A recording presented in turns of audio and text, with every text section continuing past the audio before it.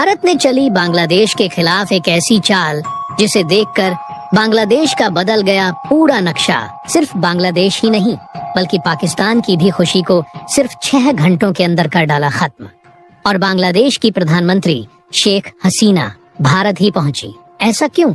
भारत के इस कदम से चीन और पाकिस्तान में आया भूचाल। दरअसल दोस्तों, आप सभी यह वीडियो देख सकते हो कि कैसे बांग्लादेश का माहौल और हालात पूरी तरह से खराब हो चुके हैं। वहीं दूसरी तरफ पाकिस्तान खुशी से झूम रहा था, यानी खुशियां मनाने में लगा हुआ था। लेकिन पाकिस्तान की यह खुशी ज्यादा समय तक बरकरार नहीं रही, क्योंकि भारत ने ऐसा खेल खेला कि पूरा पाकिस्तान हिल गया। दोस्तों, भारत क्या कुछ कर सकता है और भारत क्या चीज है, इसका अंदाजा आप इसी बात से लगा सकते हैं। यह फोटो तो आपको याद ही होगी। दरअसल यह फोटो तब की है जब अफगानिस्तान के ऊपर तालिबान ने कब्जा कर लिया था और अफगानिस्तान का तत्कालीन राष्ट्रपति अशरफ गनी देश छोड़कर भाग गया था। उसका क्या क्या हाल हुआ शायद आप सभी को पता ही होगा। खैर, जैसे ही तालिबान ने काबुल पर कब्जा किया, उसके 2-3 दिनों के बाद ही पाकिस्तान की खुफिया एजेंसी ISI का जो प्रमुख था, वह चाय का कप लेकर काबुल में मौजूद था। वो हमारे भारत को टारगेट करना चाहता था और उसने किया भी, और इस फोटो को क्लिक करवा रहा था। इसके बाद इस फोटो को दिखाकर पाकिस्तानियों ने भारत को खूब चिढ़ाया था कि हमने तुम्हारा अफगानिस्तान से सफाया कर दिया।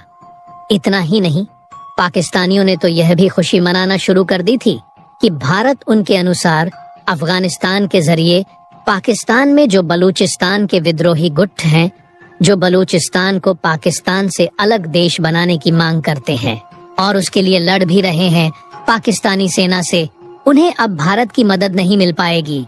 उनकी जो आजादी की मांग है हमेशा हमेशा के लिए खत्म हो जाएगी। साथ ही पाकिस्तानी सेना के जो लोग थे खुले में टीवी पर आकर बोल रहे थे कि जो सीपक प्रोजेक्ट है, यानी कि China Pakistan economic corridor project, जिसके तहत पाकिस्तान अधिकृत कश्मीर और अक्साई चीन तक करीब 8 लाख करोड़ रुपए की लागत से आर्थिक गलियारा बनाया जा रहा है, इसके जरिए चीन की अरब सागर तक पहुंच हो जाएगी। अब उसे कोई नहीं रोक सकता। लेकिन आज स्थिति क्या है? 2021 की इस घटना को आज 3 साल हो चुके हैं और इन 3 सालों में पाकिस्तानियों की जो खुशी हुआ करती थी, जो जोश हुआ करता था, आज गुस्से और झुंझलाहट में बदल चुका है।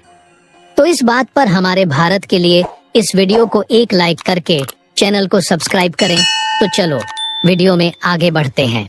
क्योंकि अफगानिस्तान में तालिबान का राज आने के बाद इनका प्यारा मित्र तालिबान इनकी ही लंका लगा रहा है।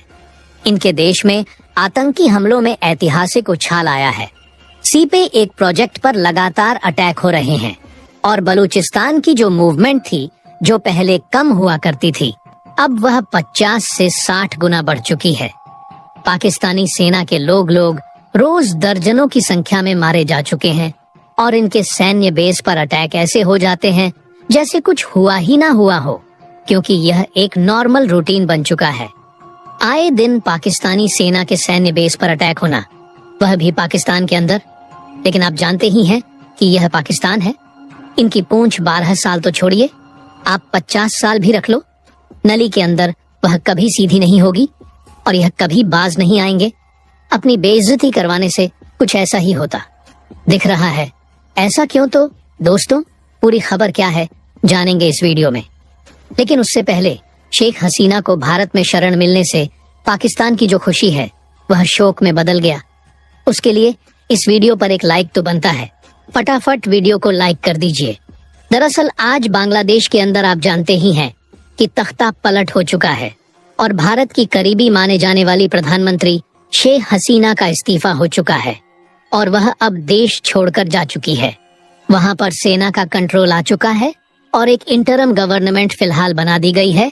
लेकिन कब इलेक्शन होंगे, कब वहां पर सरकार बनेगी, किसी को कुछ नहीं पता। लेकिन इसको लेकर पाकिस्तान के लोग सबसे ज्यादा खुशियां मना रहे हैं। फिर से भारत को कह रहे हैं कि हमने बांग्लादेश से तुम्हारा सफाया करवा दिया। इतना ही नहीं, कई लोग तो तुम उसे नहीं संभाल पा रहे।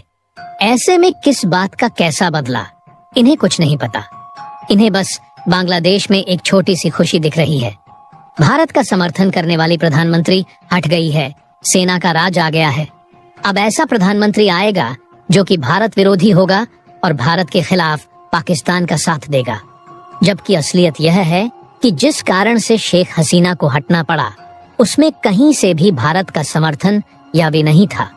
यहाँ तक कि जो स्टूडेंट प्रोटेस्ट कर रहे थे पूरे बांग्लादेश में, उन्होंने कभी भी एंटी इंडिया नारे नहीं लगाए, ना ही भारत का विरोध किया, क्योंकि भारत ने किसी प्रकार का हस्तक्षेप नहीं किया बांग्लादेश में।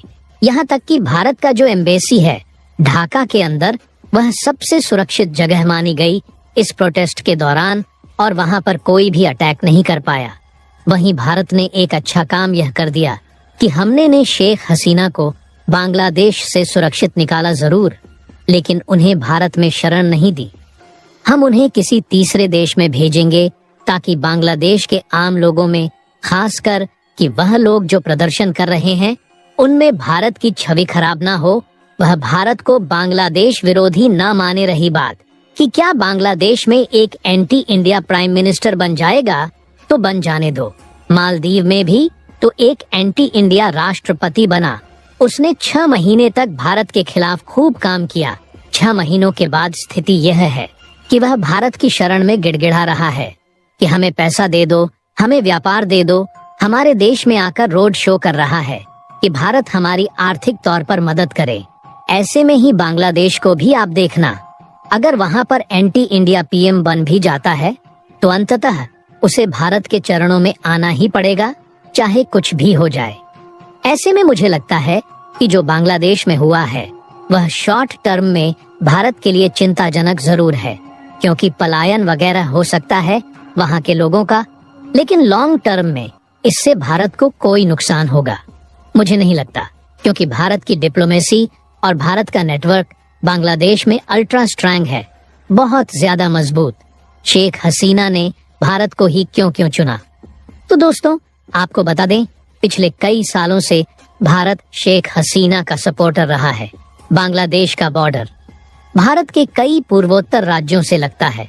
इनमें से कई सारे राज्यों में उग्रवाद एक बहुत बड़ी चिंता का विषय है। ढाका के साथ में फ्रेंडली बिहेवियर इन मुद्दों को सॉल्व करने में काफी हद तक मददगार रहा है। मीडिया रिपोर्ट के मुताबिक अपने कार्यकाल के दौरान शेख हसीना ने बांग्लादेश में भारत विरोधी उग्रवादी संगठनों पर नकेल कसी है। इसकी वजह से दिल्ली में उनकी काफी ढाक रही है। हसीना ने भारत को ट्रेंट अधिकार भी दिए हैं। इसकी वजह से पूर्वोत्तर राज्यों में सामानों का ट्रांसपोर्टेशन आसान हो गया है। शेख हसीना ने साल 1996 के बाद से भारत के साथ में अच्छे संबंध बनाए रखे हैं। 2022 में भारत की यात्रा के दौरान उन्होंने बांग्लादेश के लोगों को याद दिलाया कि कैसे भारत ने अपनी सरकार, लोगों और सिक्योरिटी फोर्स के साथ मिलकर 1971 के स्वतंत्रता संग्राम के दौरान बांग्लादेश का समर्थन किया था। हालांकि अपोजिशन पार्टियों ने उनके भारत के साथ में अच्छे संबंधों की समय समय पर क्रिटिसाइज किया है। उनका कहना था कि भारत को बांग्लादेश के लोगों का समर्थन करना चाहिए, किसी एक पार्टी का समर्थन नहीं करना चाहिए। पिछले 1 दशक से भारत और बांग्लादेश के बीच रणनीतिक संबंध लगातार मजबूत बने हुए हैं। बांग्लादेश भारत की नेबरहुड फर्स्ट पॉलिसी का काफी प्रॉफिट ले चुका है। कनेक्टिविटी के क्षेत्र में भी दोनों देश काफी आगे बढ़ चुके हैं। तो दोस्तों, इसके बारे में आपका क्या कहना है, कमेंट बॉक्स में जरूर बताइए।